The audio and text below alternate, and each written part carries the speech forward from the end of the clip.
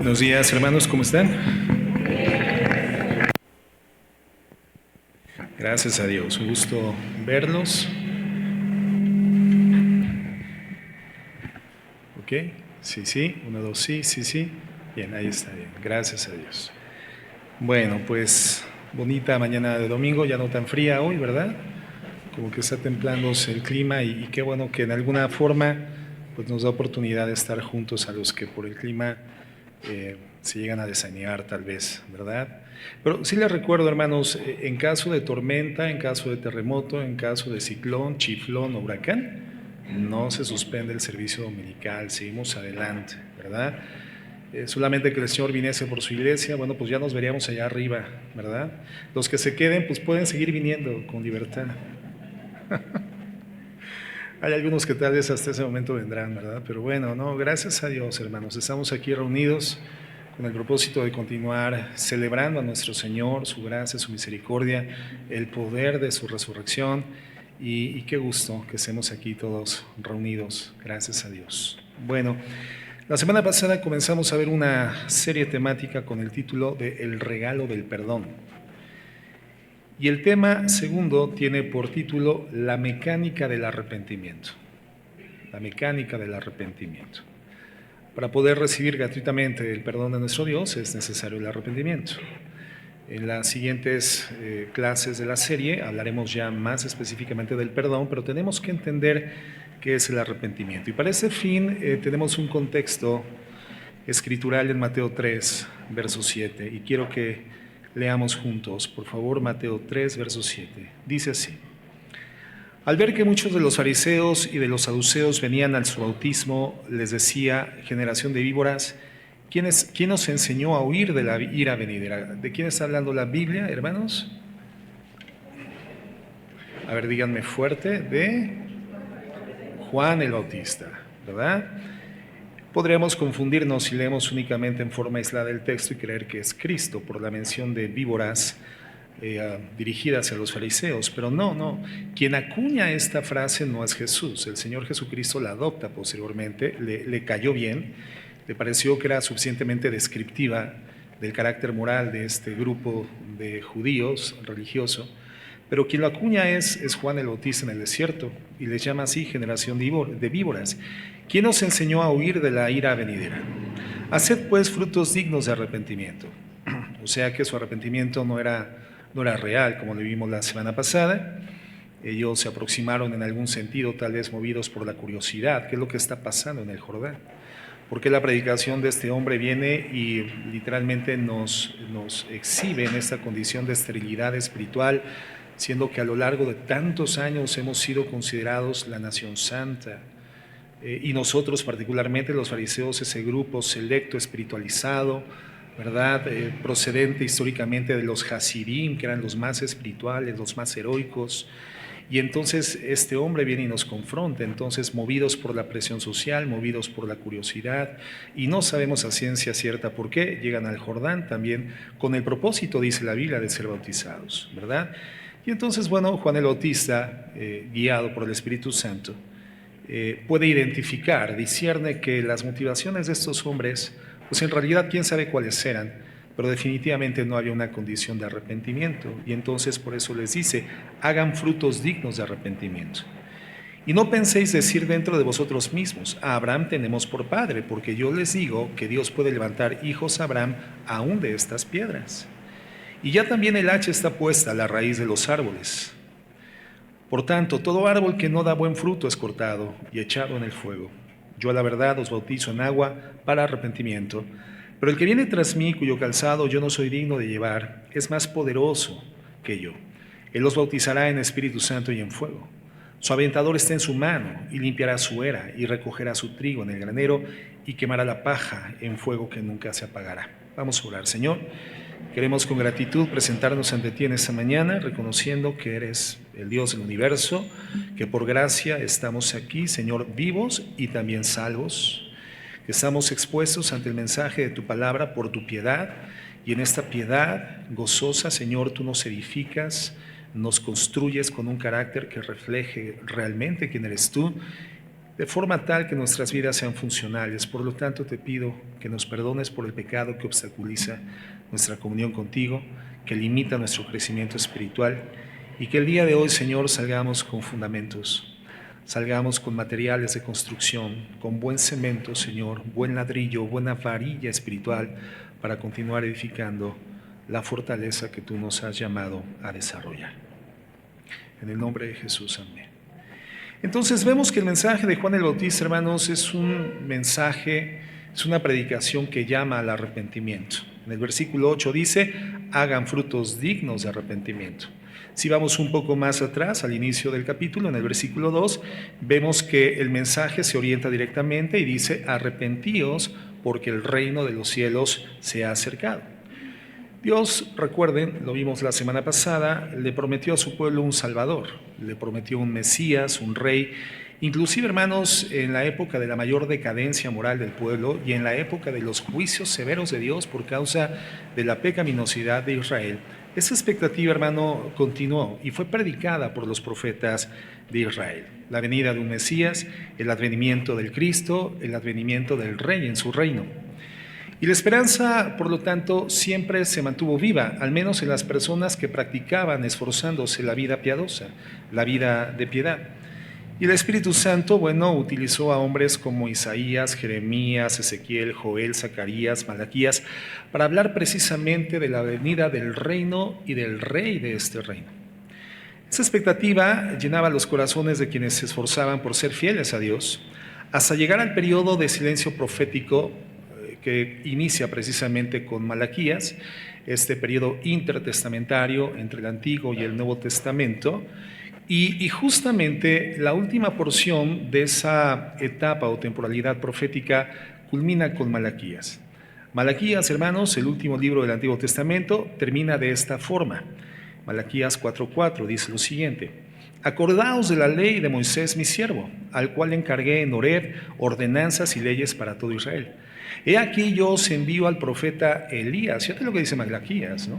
Elías ya no tenía vida en ese momento, pero el Señor dice que les enviará al profeta Elías antes de que venga el día de Jehová grande y terrible. Él hará volver el corazón de los padres hacia los hijos y el corazón de los hijos hacia los padres, no sea que yo venga y hiera la tierra con maldición. Esta sería la misión profética de este hombre que sería levantado por Dios como la antesala o el precursor del advenimiento del Rey, del Mesías, del Cristo, del Redentor, junto con su reino. Entonces, la última declaración del Antiguo Testamento es que se iba a levantar un hombre que vendría en el espíritu y en el poder del profeta Elías. No sería evidentemente Elías, pero vendría con el mismo espíritu y vendría con el mismo poder que significó y representó a uno de los profetas más fuertemente usados por Dios en el Antiguo Testamento, y fue Elías.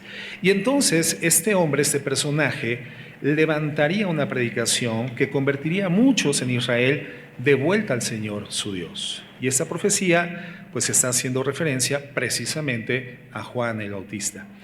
Y vemos entonces cómo el Nuevo Testamento inicia justamente con el ministerio de este hombre, el ministerio de Juan.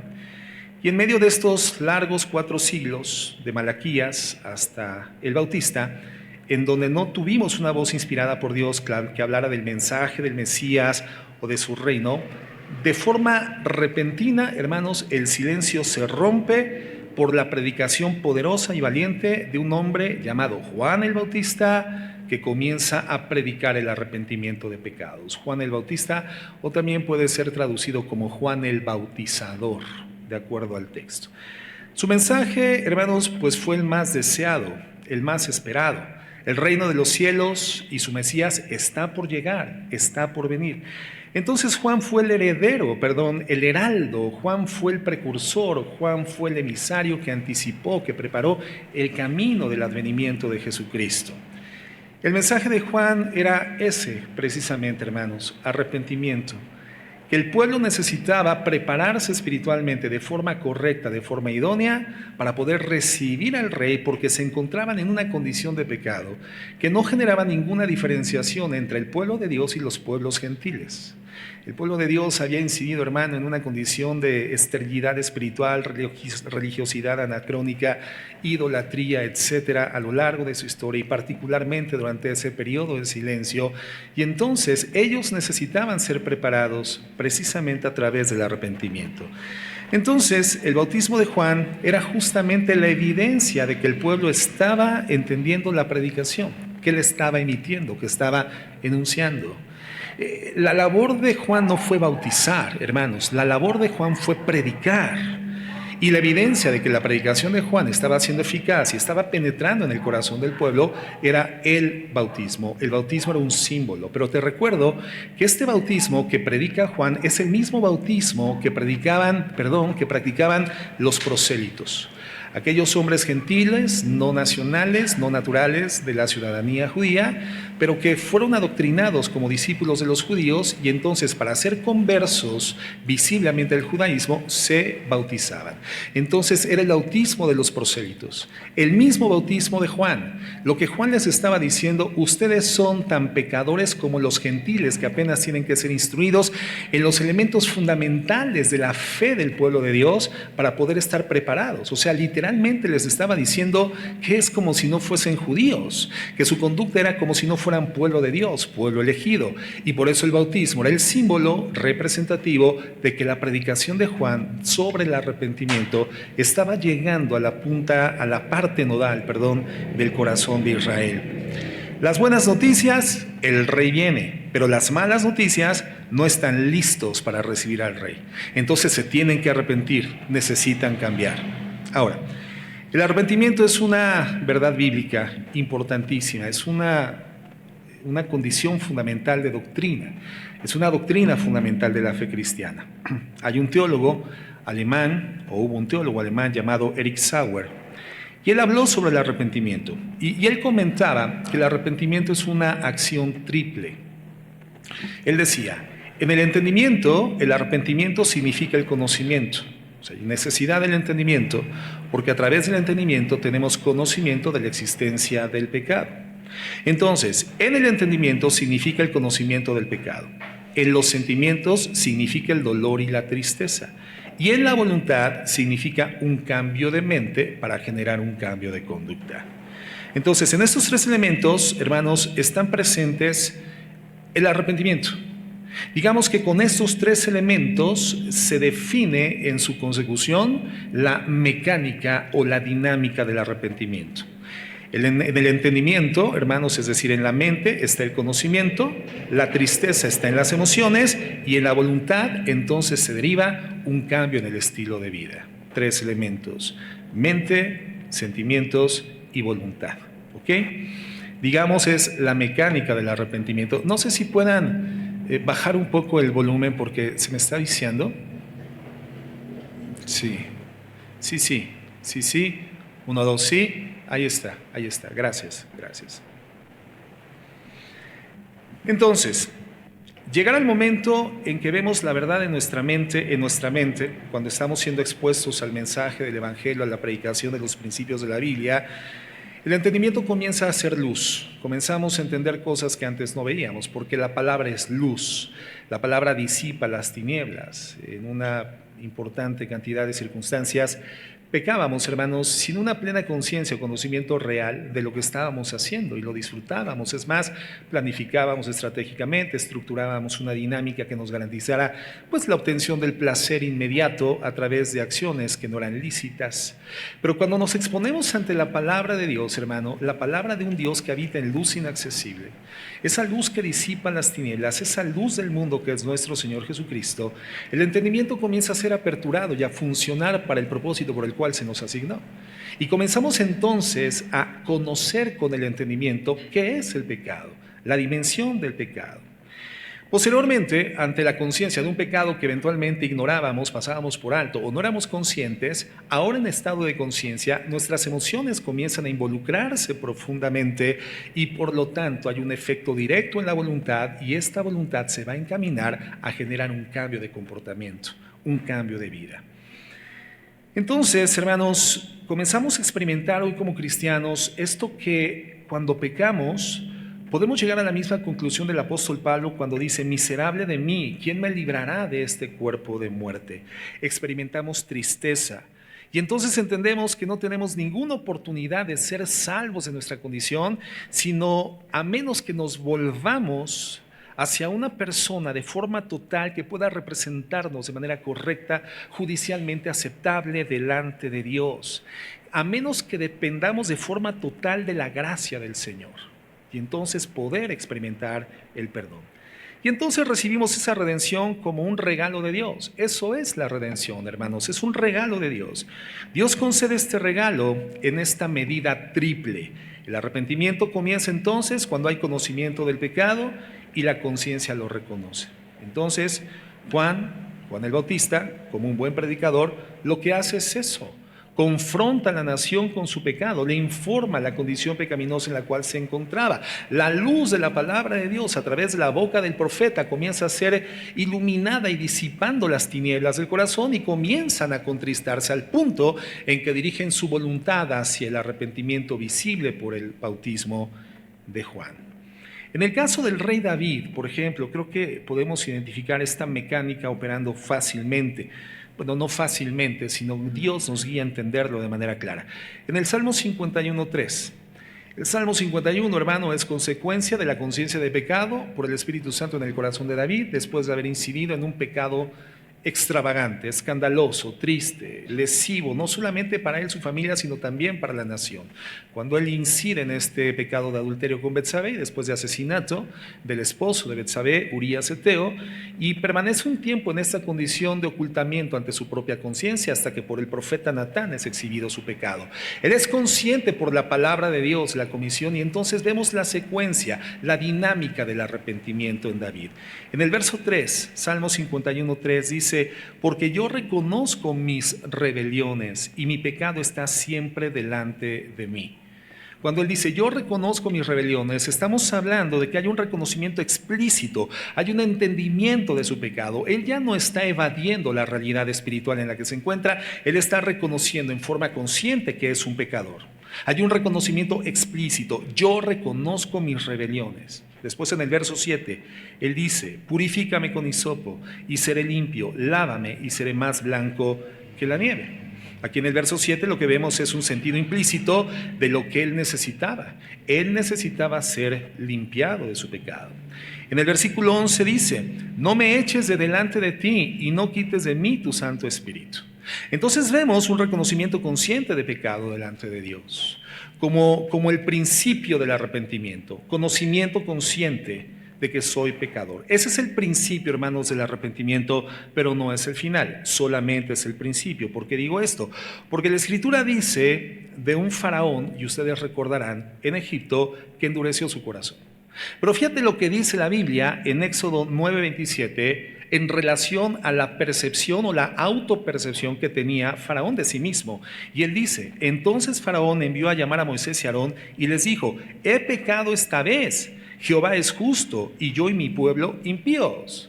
Aquí parecería que efectivamente Faraón está teniendo un encuentro consciente con su condición delante de Dios. Y de hecho él está consciente, está enterado, mental e intelectivamente, él está acorde con la perspectiva que Dios tenía de él, y su perspectiva se hace personal. Reconozco que soy pecador. Faraón, hermanos, Faraón. Reconozco que he pecado, y aquí el único justo es Dios. ¿Pero qué pasó con Faraón? ¿Se arrepintió? No, pero fue consciente de su pecado. Llegó, digamos, a la primera etapa, a la primera base del proceso de arrepentimiento, de la mecánica de arrepentimiento. Vemos a un profeta en el Antiguo Testamento llamado Balón. Ay, Balaam, hermanos, Balaam. Bueno, servía igual que el balón para ser pateado nada más, hermano. Para puras vergüenzas con este profeta. Balaam. Enseguecido espiritualmente de forma total, y en Números 22:34 dice lo siguiente la Biblia: entonces Balaam dijo al ángel de Jehová: he pecado porque no sabía que tú te ponías delante de mí en el camino, mas ahora si te parece mal, yo me volveré.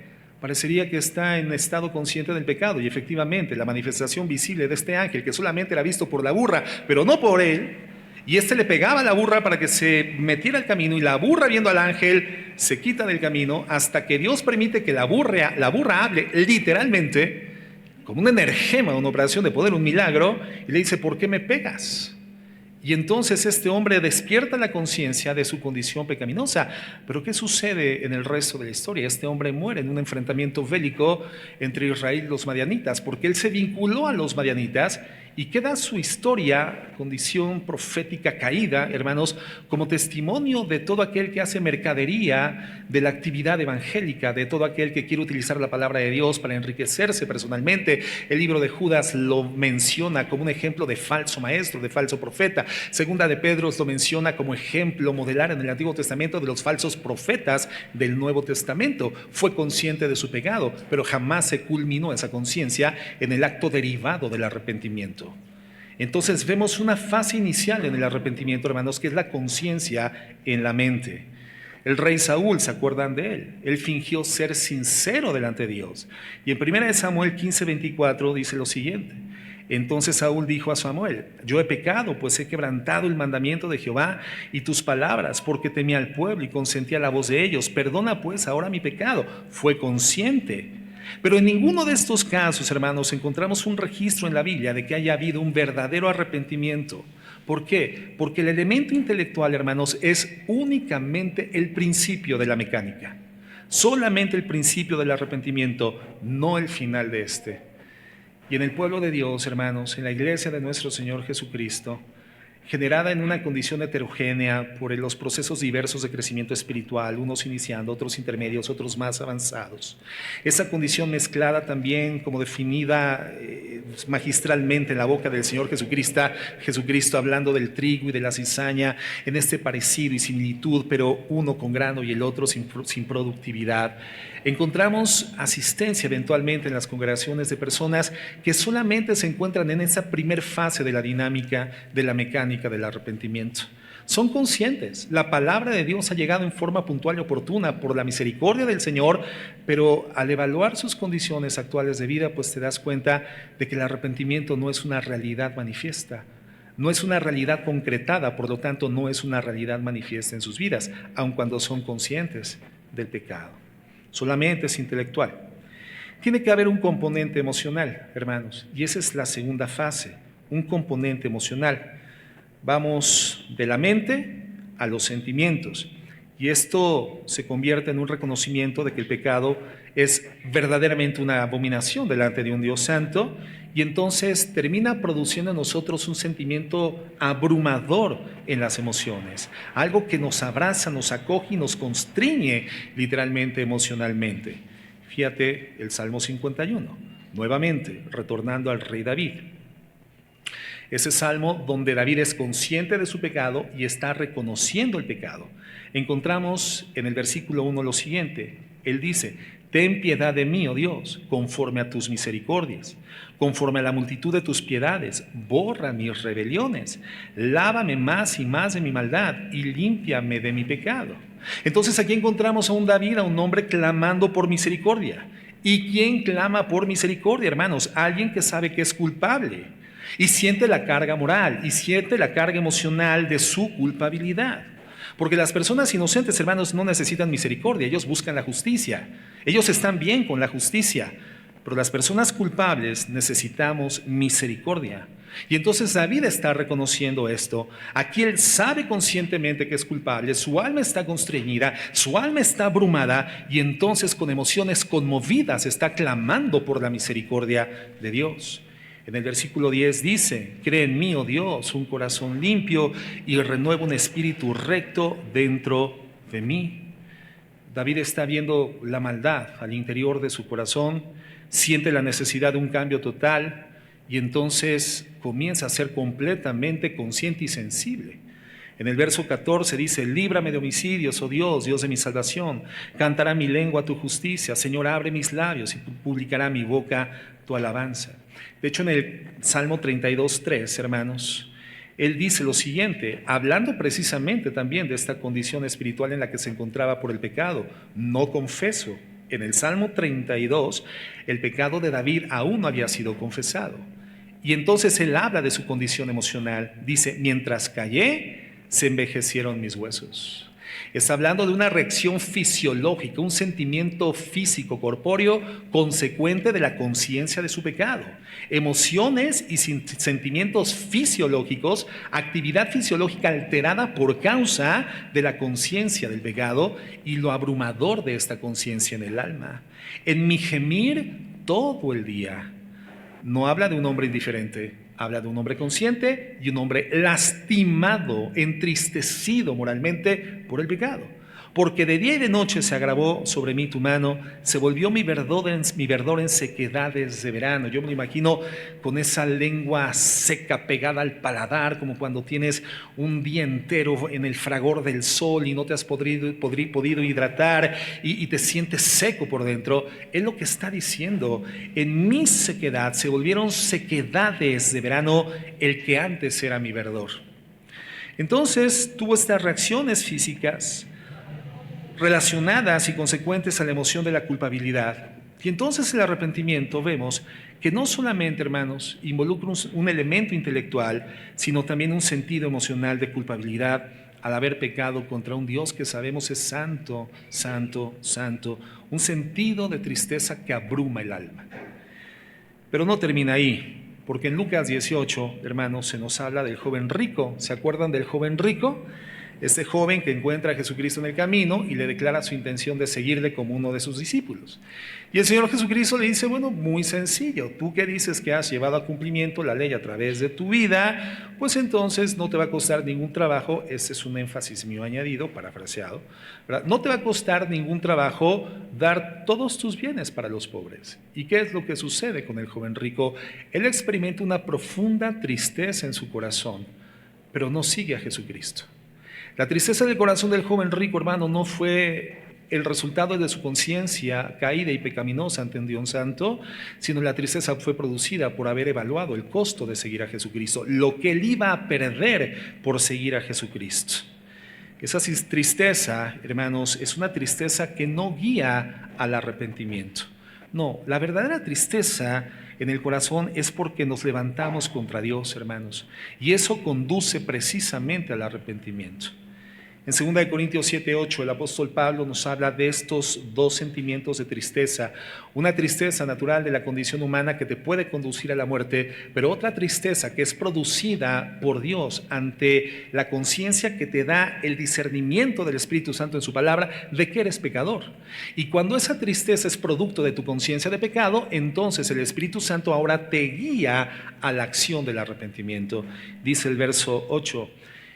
2 Corintios 7:8 dice, porque aunque os contristé con la carta, él está hablando de la primera carta que les envió, la primera de los Corintios, recuerdan, donde hay una enunciación muy detallada de esa gama diversa de pecaminosidad que los corintios cometían en el ánimo de ser espirituales, terminaron en condiciones de profunda carnalidad. Y entonces hay un señalamiento para cada uno de estos pecados, y entonces en la segunda carta, Pablo les está diciendo, porque aun cuando os contristé con la carta, no me pesa, aunque cuando entonces lo lamenté, porque veo que aquella carta, aunque por algún tiempo los entristeció. Ahora me gozo no porque hayan sido entristecidos, sino porque fuisteis entristecidos para arrepentimiento. O sea, la palabra de Dios expuesta por el apóstol Pablo, la inspiración espiritual contenida en esa carta, los exhibió y los desnudó ante su condición pecaminosa, iluminó su circunstancia, disipó la tiniebla y los llevó a la tristeza.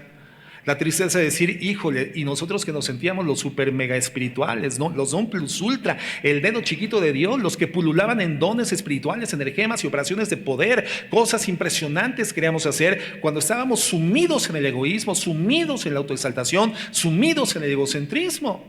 Entonces Pablo dice, yo sé que esa carta los entristeció. Y aun cuando me entristeció haberlos entristecido, hoy me alegro porque esa tristeza ante la luz de la palabra de Dios los ha conducido al verdadero arrepentimiento. Contristados para arrepentimiento porque habéis sido contristados según Dios, para que ninguna pérdida padecieseis por nuestra parte. Porque la tristeza que es según Dios produce arrepentimiento para salvación. Bendita esa tristeza, de que no hay de qué arrepentirse, pero la tristeza del mundo produce muerte. Entonces, hay muchos hermanos que están tristes no por el pecado que han cometido delante de Dios, aun cuando en una mayoría de casos hay conciencia del pecado que se ha cometido en contra de Dios, pero no existe una vinculación entre la conciencia en la mente y el sentimiento en el corazón y en el alma. Y entonces la tristeza no es porque hoy soy consciente de que pequé en contra de Dios, sino mi tristeza es porque fui sorprendido en el acto pecaminoso. Mi tristeza es porque lamento haber perdido mi reputación, mi posición espiritual, el prestigio que a lo largo del tiempo había logrado mantener en esa apariencia, en ese oropel externo, pero hoy que fui descubierto, hay una tristeza profunda porque disminuyó mi estatus, porque perdí privilegios, porque fui descubierto, porque las consecuencias han sido gravísimas, perdí mi matrimonio, mis hijos no me quieren ver, porque la circunstancia es grave como consecuencia del pecado. Entonces me entristece la consecuencia del pecado, no me entristece haberme levantado en agresión en contra de un Dios santo. Y es a esta tristeza a la que se refiere el apóstol Pablo, inspirado por el Espíritu Santo, producto de la conciencia, donde el Espíritu Santo abra el corazón y entonces el sentimiento abrumador es por haber agredido, transgredido la santidad de Dios, no por las consecuencias. Es muy diferente.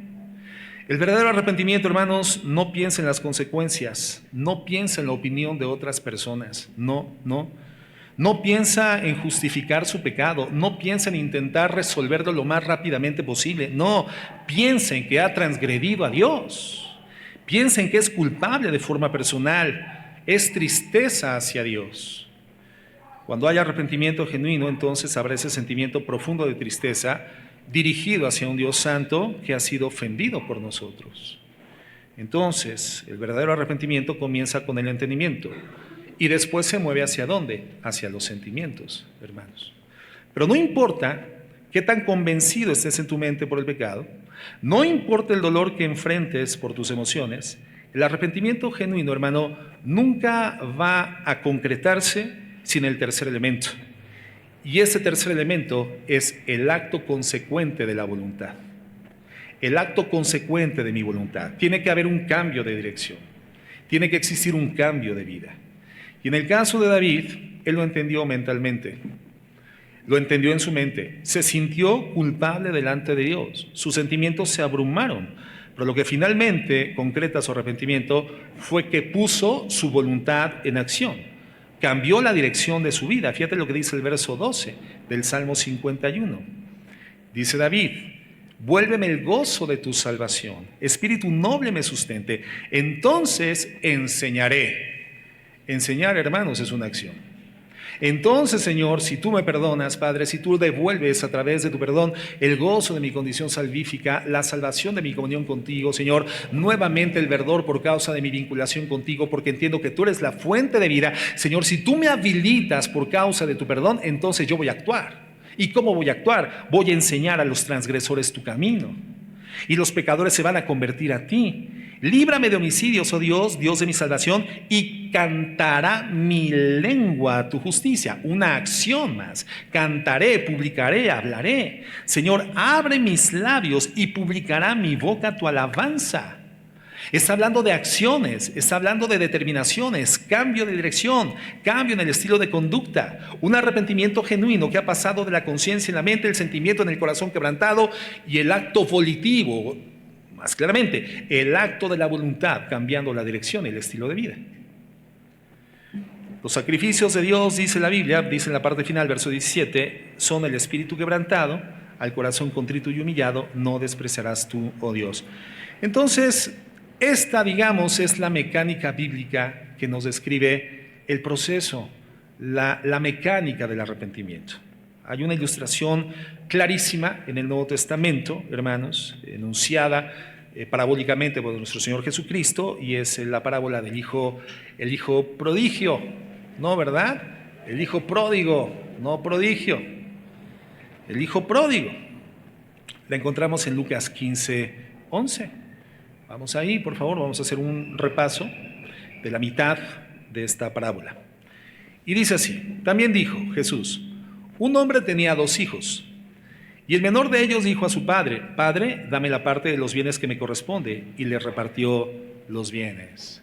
Fíjate, se entiende en el contexto histórico que cuando un hombre solicitaba la parte de su herencia a su padre, cuando el padre estaba en vida, existía implícitamente una forma de menosprecio, una forma de demérito hacia el padre, hacia el progenitor, hacia aquel que heredaba, tanto como si ya hubiese muerto. Por lo tanto, no tenía quien tenía esa ausencia de percepción de honra hacia su padre la necesidad de esperar la muerte del mismo para recibir la herencia, sino como si el padre no existiera, solicitaba la entrega de la herencia.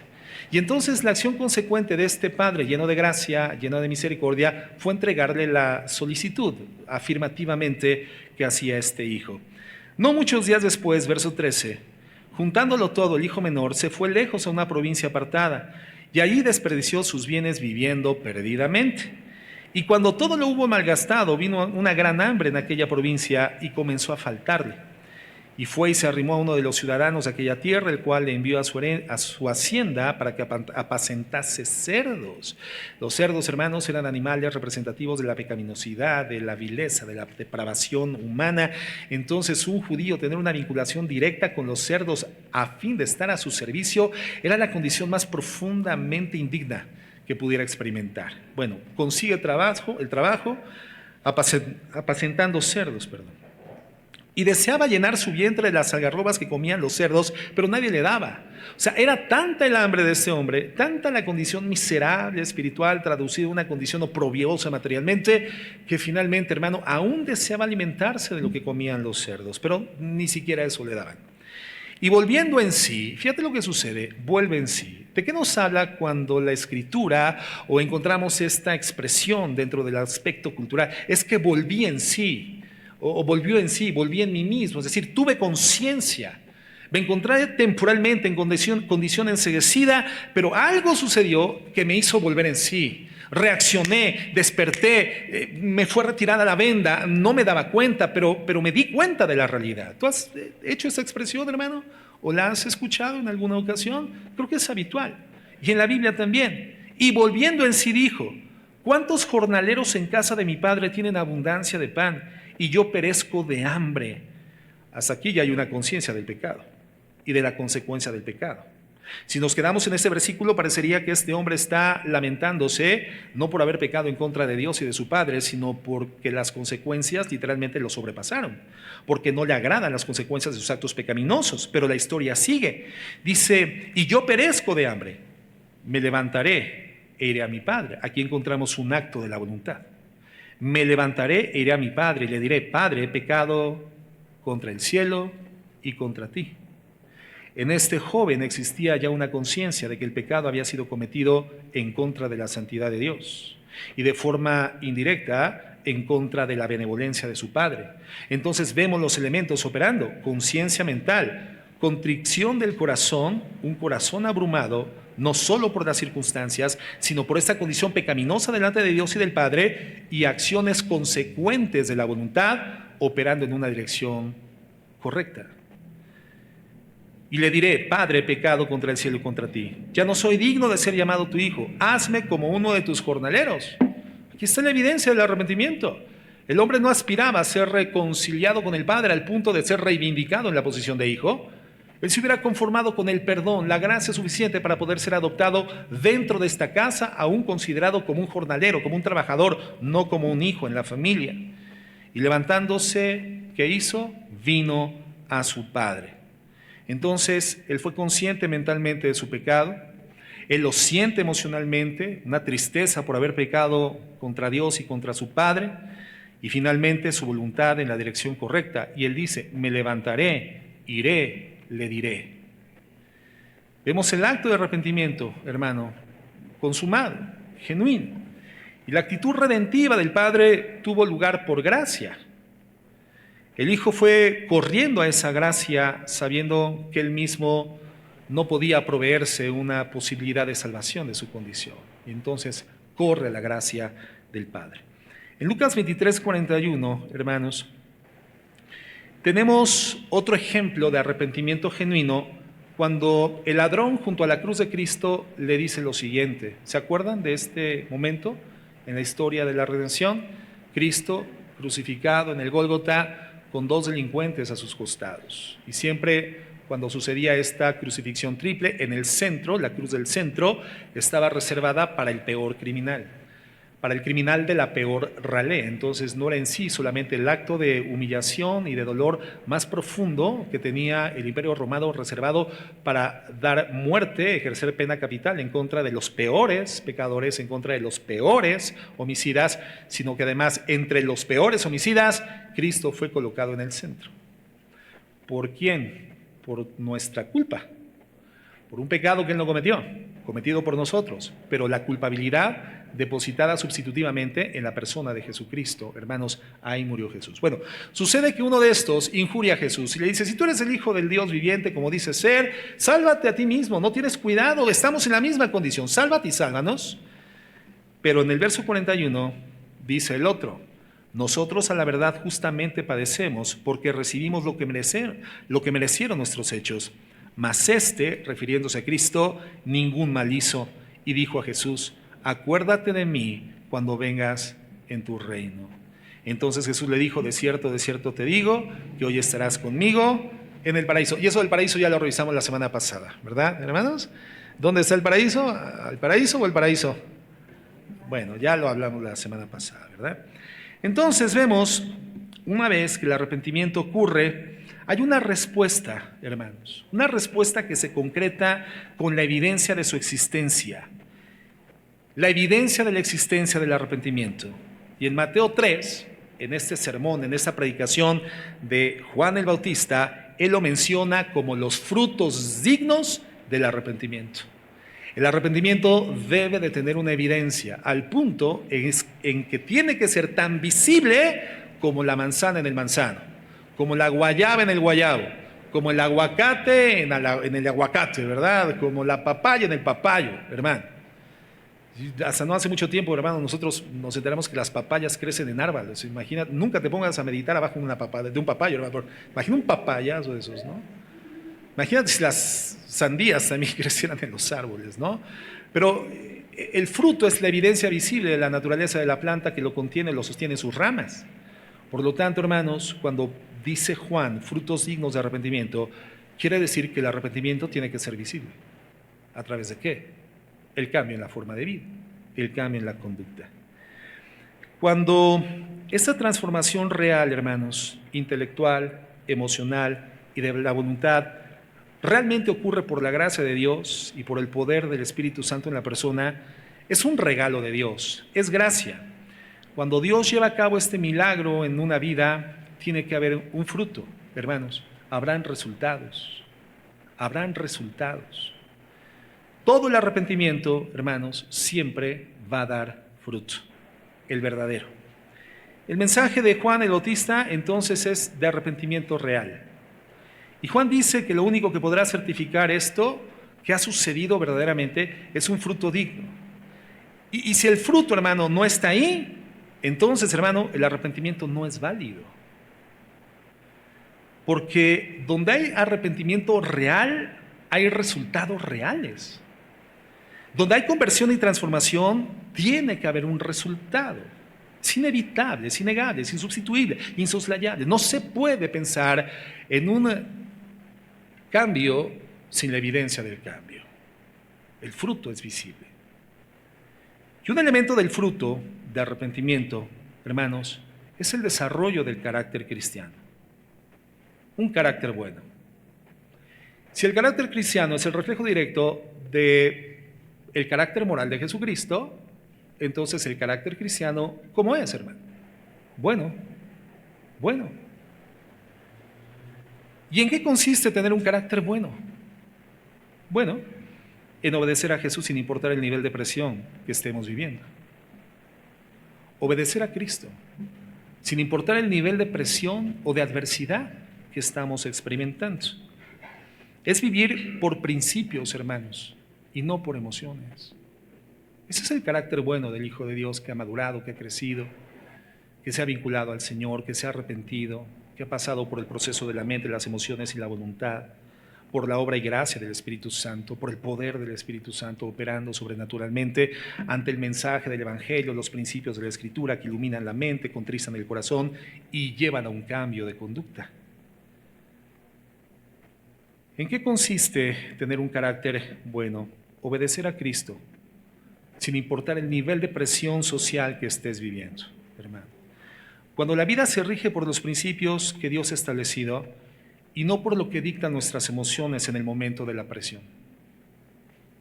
Cuando decidimos por los principios de la Escritura y no por lo que nuestras emociones o nuestros sentimientos conturbados nos dictaminan hacer o nos conducen a cometer.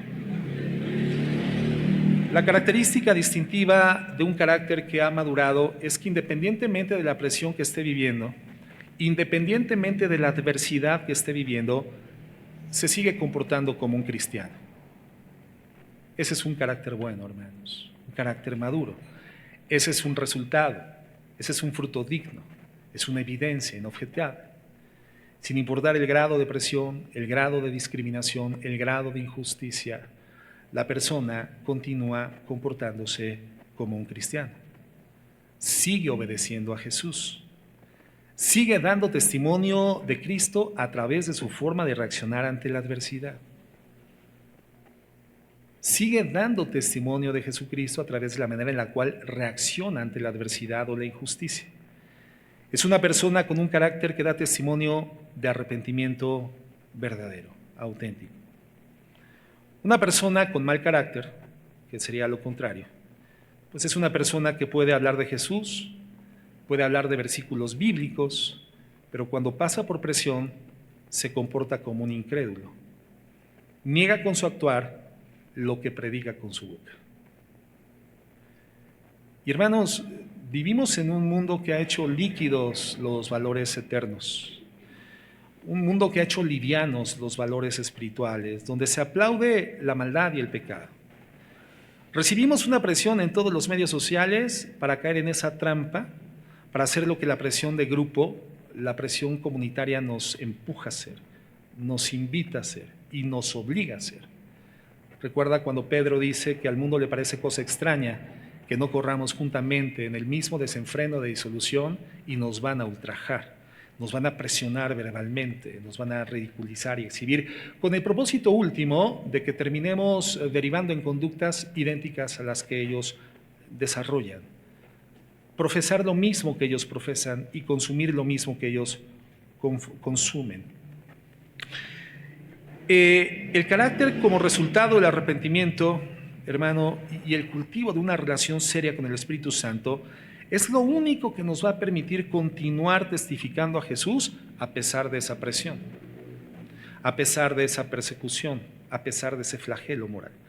Y a veces creemos que los tiempos en los que vivimos como cristianos son los más difíciles. No, es que el pecado se ha multiplicado, no hay duda de eso.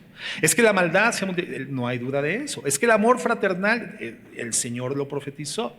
Y creemos que nos encontramos en la etapa histórica más cruenta de la fe cristiana, pero basta echar un vistazo a la historia de la iglesia y nos vamos a dar cuenta, hermanos, de que profesar la fe e imitar a Jesús en el pasado llevaba a los fieles a la muerte.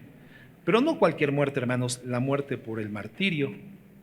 Eran echados a los leones, eran desmembrados, eran aserrados, eran clavados en puntas de lanza, los sentaban en puntas de lanza, los jalaban hasta que las puntas salían por la boca y cosas así, muertos por el martirio. Y hoy, hermano, la realidad es que no estamos viviendo eso. Y por eso no deberíamos de victimizarnos, ¿no? A veces decimos, no, es que ser cristiano, pastor, yo ya estoy pagando el precio de mi fidelidad a Cristo, es que estoy experimentando persecución. Yo recuerdo que hace años, cuando iniciaba en la vida cristiana, un hombre cristiano, un hombre genuinamente hijo de Dios, me decía, creo que también siendo un hijo de Dios, había perdido la dimensión de lo que representa ser hijo de Cristo en nuestras condiciones socioculturales en Latinoamérica. Y entonces él decía, no, Javier, es que nosotros fuimos, mi esposa y yo, sujetos de una fuerte persecución.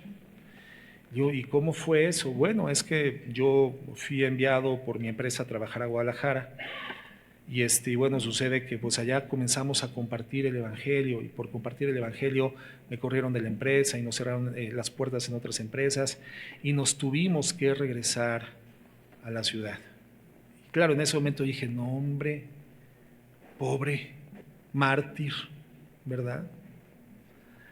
hasta la muerte por Cristo. Pero cuando vemos este tipo de persecución, que creo que a lo más que podemos llegar, o los límites del sufrimiento que podemos rasar, que podemos rayar, es esto, hermano, que te corran en la empresa.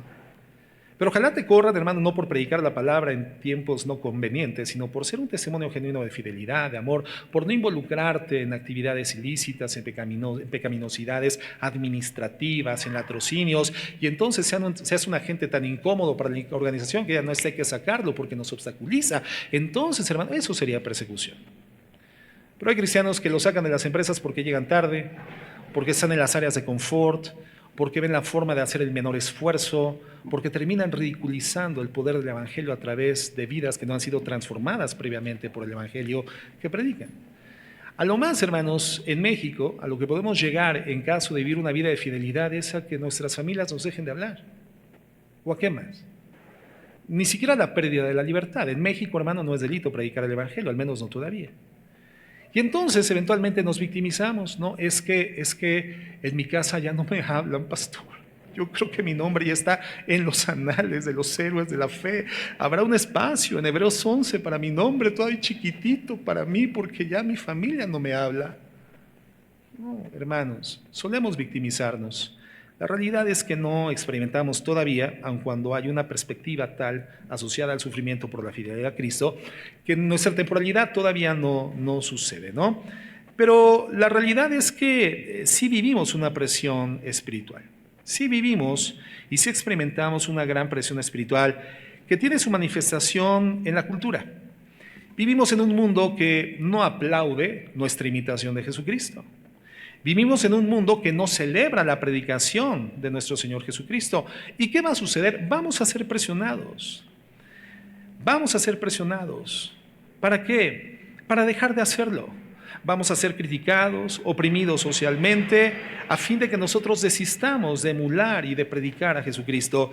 Pero carácter, hermanos, carácter es que independientemente de lo que el mundo diga y presione, nuestra convicción se basa en el propósito de agradar a Dios, siendo obediente a su mandamiento, y su mandamiento para la iglesia es predicar el Evangelio, iniciando desde nuestros círculos naturales de influencia, nuestras Jerusalenes personales, avanzando hasta lo último de la tierra, en círculos concéntricos que Dios va aperturando en la medida en la cual nosotros crecemos en fidelidad en el lugar donde estamos predicando y demostrando el Evangelio a través de vidas transformadas.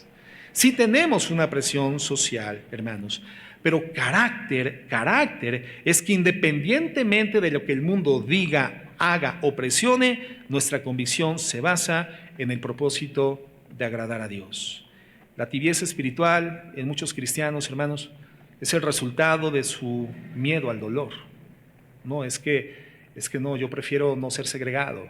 No, es que, pastor, usted no lo sabe, pero es que yo soy de la secreta. Yo soy un cristiano de la secreta, yo soy infiltrado, pastor, pero no puedo revelar mi identidad. Cálmate, James Bond de Petatiux. Cálmate, Misión Imposible. ¿Quién te sientes? Fuimos llamados a ser evidentes, fuimos llamados a ser públicos.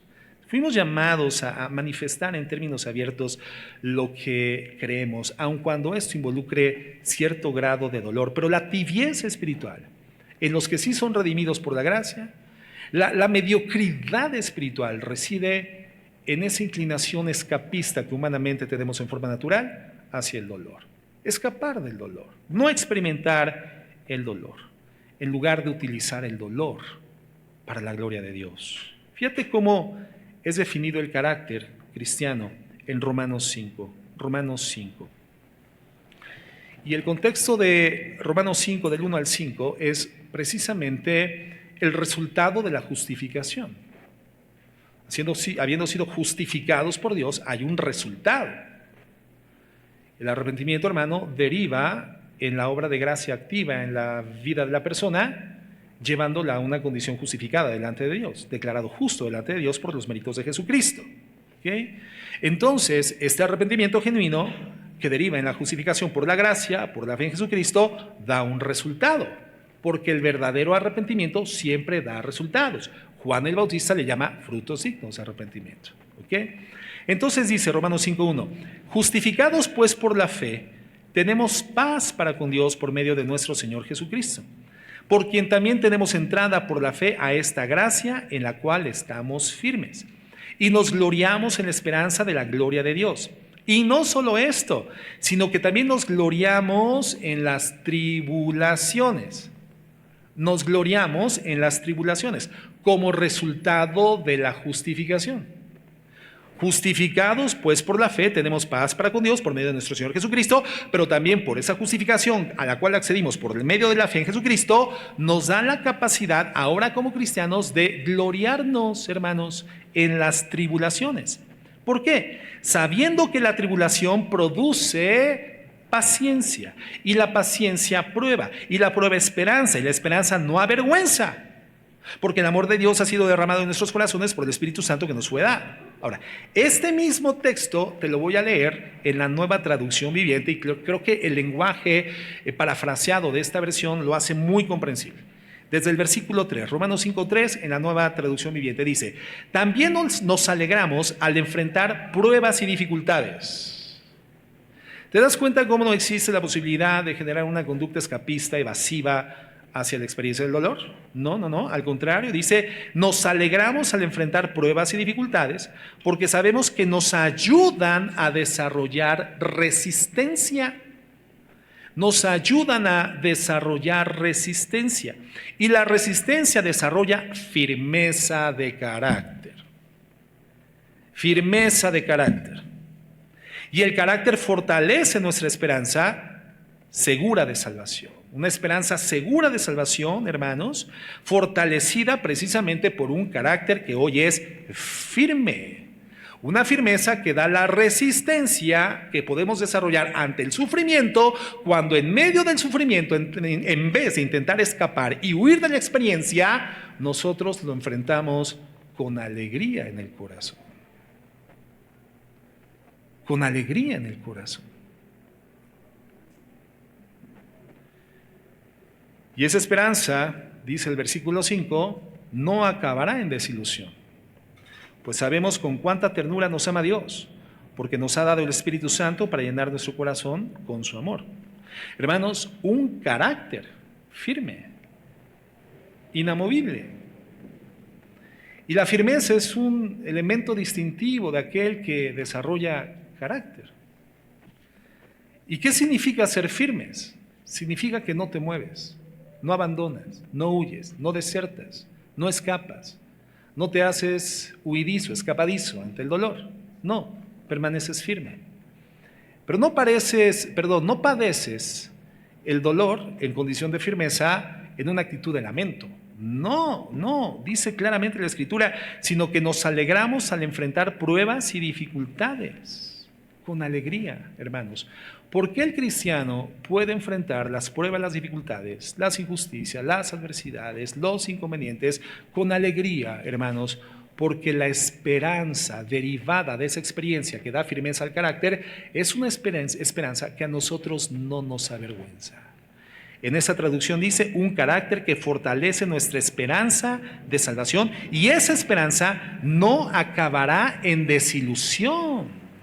Nuestra esperanza como cristianos no tiene la posibilidad de desahogar, desencadenar la experiencia del desencanto, la desilusión o la frustración, hermanos. Es una esperanza que no defrauda. Una esperanza que no defrauda. Una esperanza, hermanos, en la que estamos absolutamente ciertos de que lo que estamos esperando va a llegar. Una falsa esperanza, en cambio, es tener la expectativa de algo que no sabemos si va a llegar o no va a llegar, va a suceder o no va a suceder. Pero la Biblia nos está hablando de una ciertísima esperanza de nuestra salvación en Cristo Jesús, ciertísima por sus méritos en la cruz y ratificada por su resurrección de entre los muertos. Ahí está la esperanza. Una esperanza que no desilusiona, una esperanza que no avergüenza, una esperanza que no defrauda. Una absoluta esperanza, ciertísima, real, a la cual nosotros podemos acceder solamente si hemos desarrollado firmeza de carácter, experimentando el dolor y el sufrimiento con alegría y con gozo de corazón. no con escapismo, no siendo huidizos, no evitándolo, sino experimentándolo con alegría. Y de esta forma, hermanos, opera en todas las áreas de la vida cristiana. Lo que me permite permanecer en el lugar en el que llegará lo que espero es el carácter. Ser firme, no moverme. Como en un ejército donde el capitán dice, no, no se muevan. Oiga, capitán, coronel, comandante, pero es que el fragor de la batalla arrecia, nos están bombardeando por aire, por tierra, infantería, y vemos que estamos solos. Y el comandante dice, no se muevan, no abandonen su lugar, tienen que permanecer firmes, firmes, hermanos. Y la firmeza consiste en no movilizarte de tu posición, no movilizarte de tu lugar, tienes que permanecer firme. Y el ejemplo que a lo largo de los años Dios ha puesto en mi corazón es el ejemplo de un jugador de fútbol americano. Hay dos equipos en un equipo de fútbol americano, hay dos líneas, la línea de defensa y la línea de ofensiva. Los ofensores, es decir, los que tienen a su cargo el hacer la anotación en la cancha contraria, son delgados, son espigados, son rápidos, corren, son musculosos en cuanto a piernas largadas, músculos desarrollados por una carrera rápida, instantánea, y poder levantar las manos con agilidad, recibir la bola y entrar a la meta contraria. Pero cuando tú ves la línea de defensa de un equipo de fútbol americano, todo parece menos atletas. En todo caso parecerían jugadores de sumo, porque son pesados, son gordos y seguramente tienen un desarrollo muscular, pero no se les nota porque la grasa, hermanos, realmente es exuberante. Porque ¿cuál es la tarea de esa línea de defensa? Que no toquen, hermanos, que no toquen al quarterback. Ese es el propósito, hermanos. O más bien, que no avancen para la anotación en su cancha. Sí, porque el quarterback es la ofensiva. Que no avancen para anotar en su cancha. Y entonces, ¿qué sucede? Necesitan gente con peso específico que pueda permanecer firme sin moverse de su posición. Que cuando venga el atacante, ¿verdad? ¡Pum! Choque contra una masa muscular grasa de esas y literalmente se vaya hacia atrás. Entonces, para ser firme, ¿qué se necesita? Se necesita peso espiritual. Peso espiritual. Desarrollar peso espiritual. ¿Y dónde desarrollamos peso espiritual? ¿Dónde desarrollamos masa muscular? ¿Dónde desarrollamos la capacidad de firmeza? Hermanos, ejercitándonos. ¿En dónde? ¿En un balneario?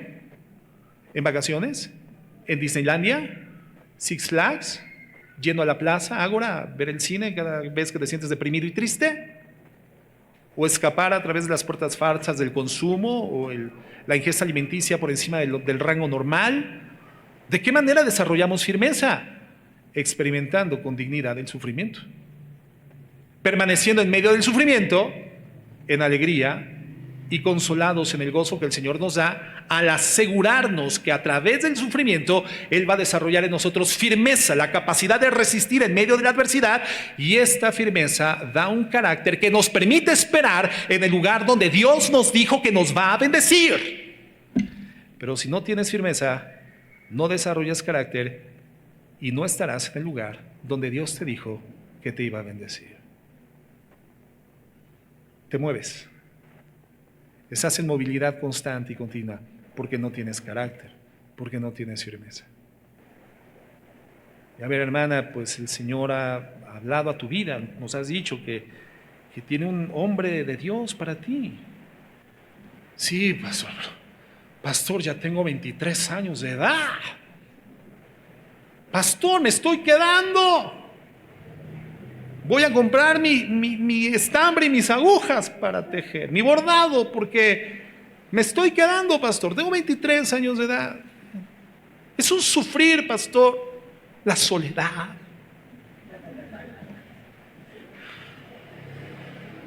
Bueno, está bien, si a tus 23 años te sientes sola y ese es motivo de sufrimiento, sopórtala con alegría. Porque si no soportas con alegría esa prueba de la soledad a tu edad, pues va a suceder que va a pasar el primero y tú por no estar firme te vas a ir. ¿Y qué va a suceder? Te movilizaste de la posición y del lugar donde Dios había prometido una bendición para tu vida. La más importante, el gozo de la salvación. La más importante es ser funcional a la obra de Dios, glorificar su nombre, ser un predicador eficaz del Evangelio con una vida transformada por el Evangelio, o sea, ser eficaz en la vida cristiana. pero también todas las bendiciones derivadas de fidelidad al Señor que requerimos para una vida gozosa en esta tierra. Y entre esas promesas está el matrimonio, por ejemplo, ¿no? Pero no desarrollamos firmeza porque el sufrimiento nos lleva a huir, correr, escapar, no experimentarlo. ¿Cómo me lo quito de encima lo más rápidamente posible? Cuando el Señor dice, no, alégrate, alégrate, gózate, cuando te halles en diversas pruebas, sabiendo que la prueba de tu fe produce paciencia, mas tenga la paciencia su obra perfecta para que te haga cabal y perfecto sin que te falte cosa alguna. Seas cabal y perfecto para resistir. Y cuando tú resistes, ya no te mueves de tu lugar. Y es en ese lugar donde Dios ha decidido que permanezcas para que en ese lugar Él te bendiga. Carácter. Gálatas 5:1 dice, estad pues firmes en la libertad con que Cristo nos ha hecho libres y no estéis otra vez sujetos al yugo de esclavitud. Ahí está, un llamado a la firmeza.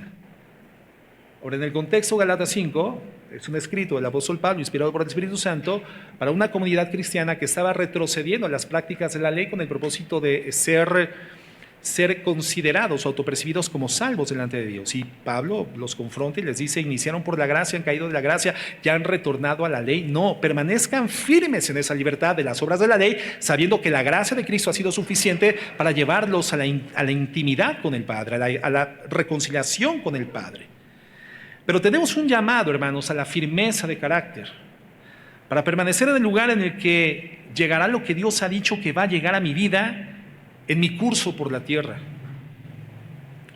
El gozo, la paz, la plenitud de una vida que refleje de forma funcional la transformación que ha producido en mi vida el Evangelio de la gracia, pasándome de la muerte a la vida en el Señor y cambiando mi manera de pensar y cambiando mi manera de vivir, es decir, dando resultados.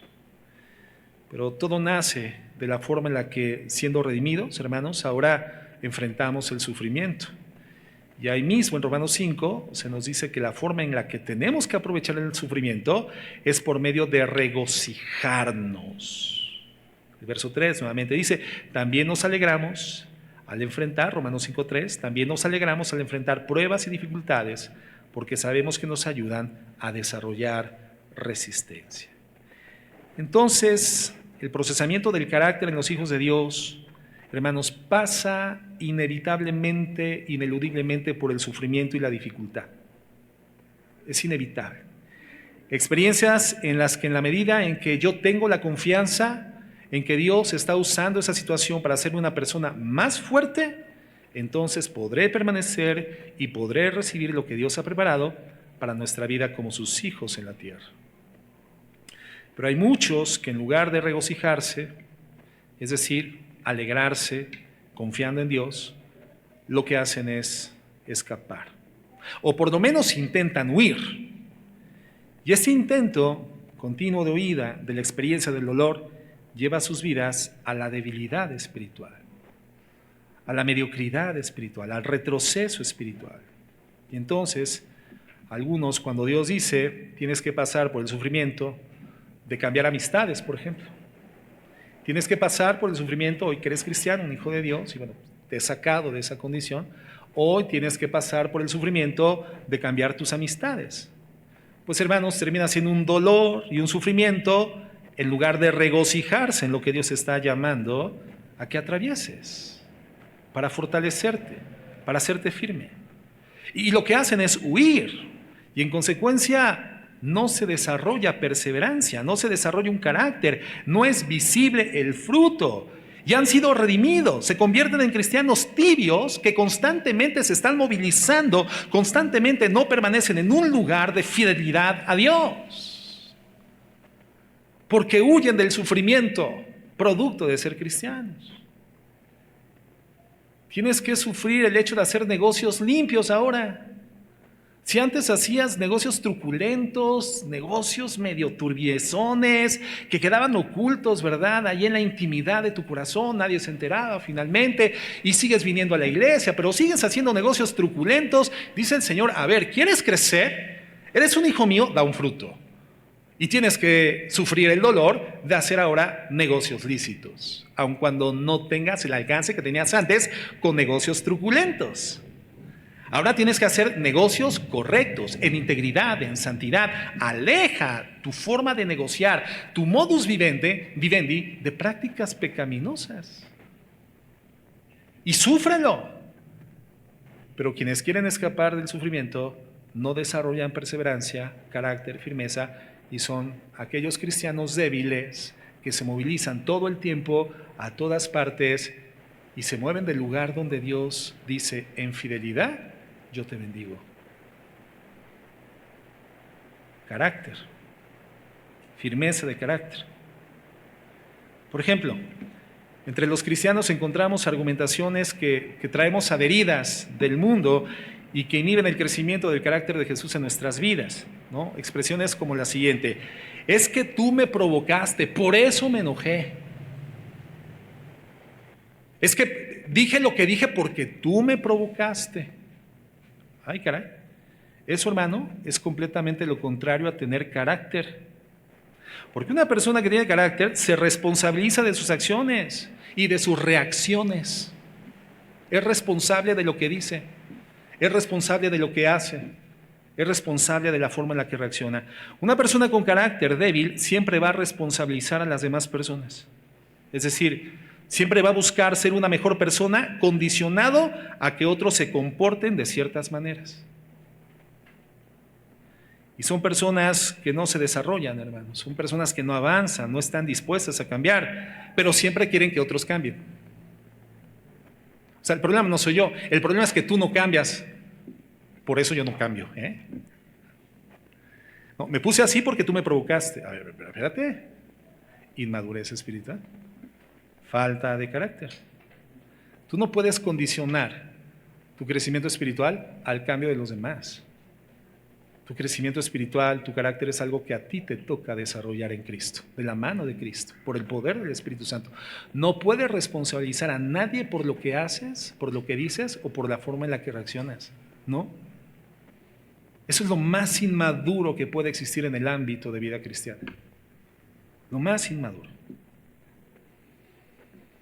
Yo recuerdo cuando los conflictos que mi esposa y yo teníamos matrimonialmente, hermano, yo me enojaba por culpa de mi esposa, por cómo ella era, por cómo ella se comportaba o ella me contestaba. Entonces yo decía, es que si tú no fueras así, yo no me enojaría. Yo no hubiera dicho lo que dije, pero me llevaste, ¿eh? Me llevaste. No, es lo más inmaduro que puede existir. Pero lo hacemos con una regular frecuencia, siendo cristianos,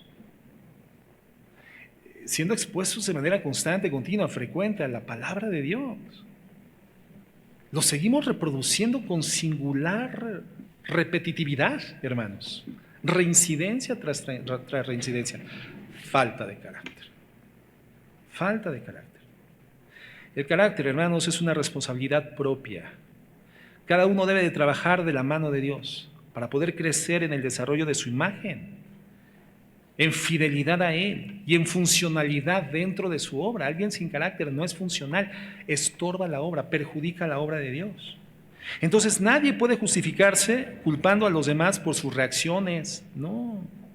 El único responsable de cómo manejo mis emociones y mis reacciones soy yo. Y no hacerme responsable me convierte en una persona inmadura. Culpar a los demás es lo más inmaduro que puede existir espiritualmente. El carácter, hermanos, como el fruto, es algo que no se puede ocultar.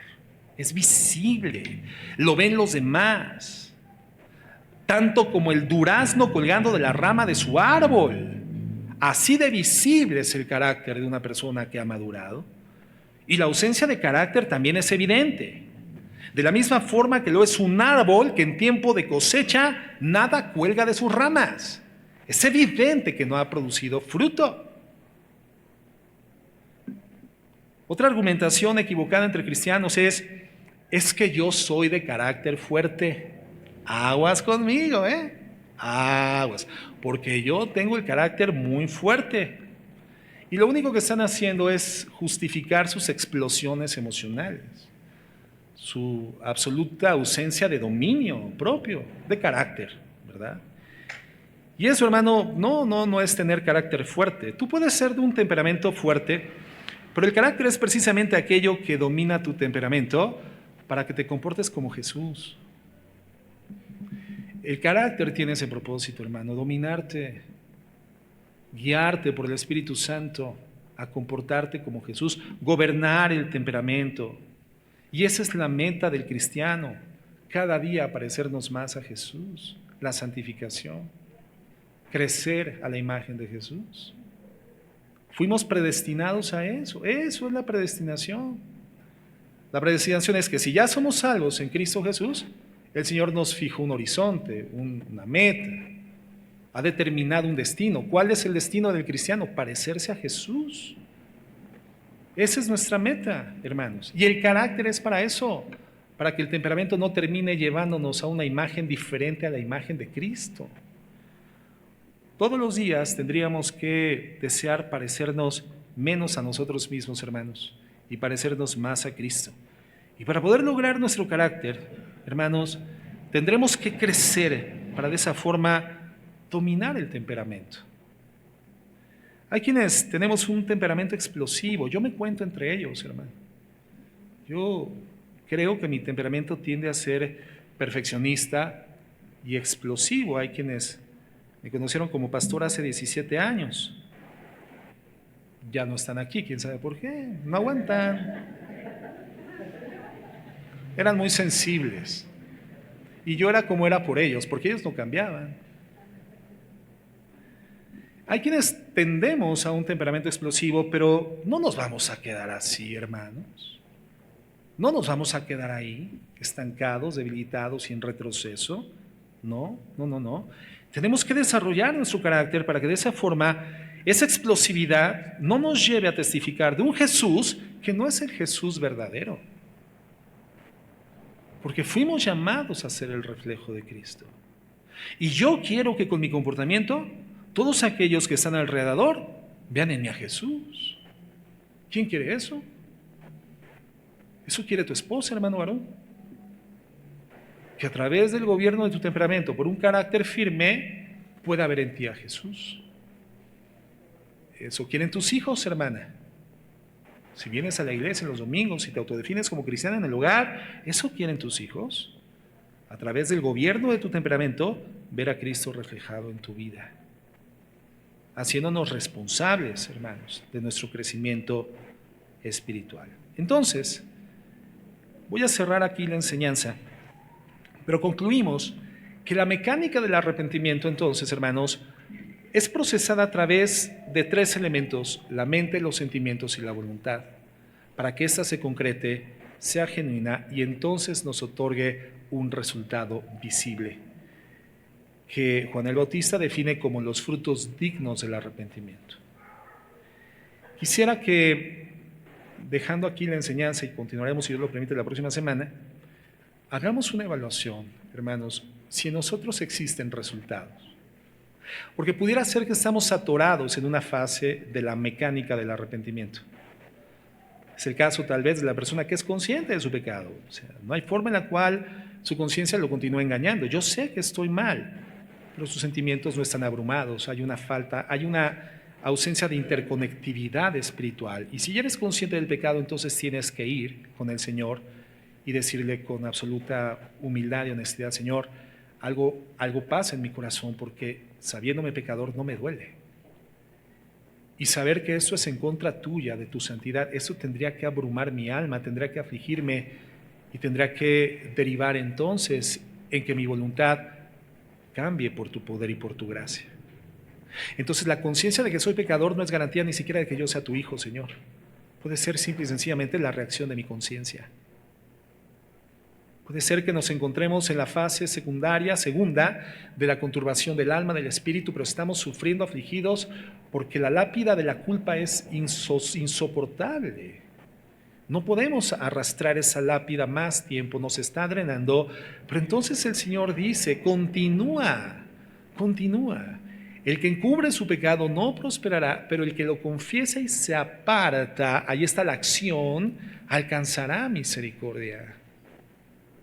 Somos llamados al arrepentimiento. Esta predicación de Juan el Bautista en el Jordán, hermano, sigue viva. Aun cuando nosotros por la gracia de Cristo hemos sido redimidos en los méritos gloriosos de su cruz y de su resurrección, hermanos, sigue viva porque el pecado sigue siendo para nosotros un regalo al cual accedemos a través del arrepentimiento verdadero. Frutos, hermanos. ¿Dónde estamos? Hay que transitar.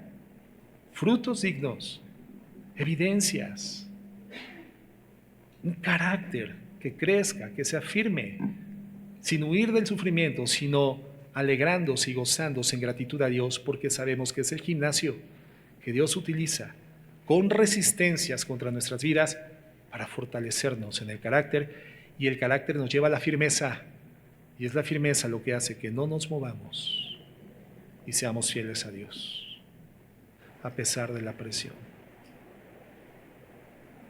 Es buen tiempo para reflexionar. Vamos a orar.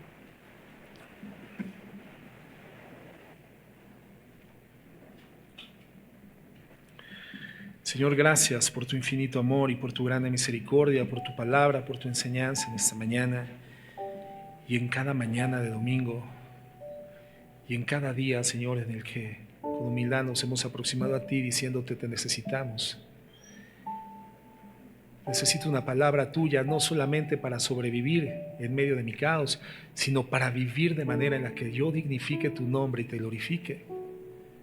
Y nos estás hablando, Señor, de la importancia de atender conscientemente ese mensaje latente, ese mensaje vivo de arrepentimiento. Mente, sentimientos y voluntad. Cambio en la manera de pensar para cambiar nuestra manera de vivir. Señor, auxílianos, ayúdanos. Queremos un carácter, Señor, que nos permita permanecer firmes sin importar la presión social, sin importar las injusticias, sin importar que los demás no cambien. Yo no soy responsable del cambio de nadie, sino del mío propio. Solamente de ello me pedirás cuentas. No me puedo justificar. Señor, los dolores y sufrimientos en los que hoy me encuentro, hoy entiendo, son para eso, Señor, para hacerme firme.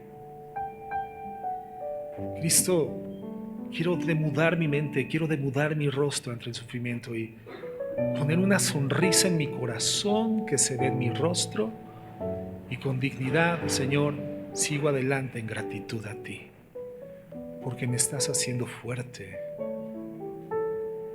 Y no es escapando de los ejercicios como creceré espiritualmente, es viviendo, enfrentándolos con gozo y gratitud. Tú no me quieres débil, Señor, me quieres firme y fuerte. Firme para permanecer fiel en el lugar donde mi vida te glorifica y es funcional para tu reino, pero también en el lugar donde tú dices, te voy a bendecir. No te muevas, sé firme. Señor, ayúdanos, Padre, y bendícenos, porque queremos vivir por ti y para ti, para la gloria de tu nombre. En Cristo Jesús, amén y amén.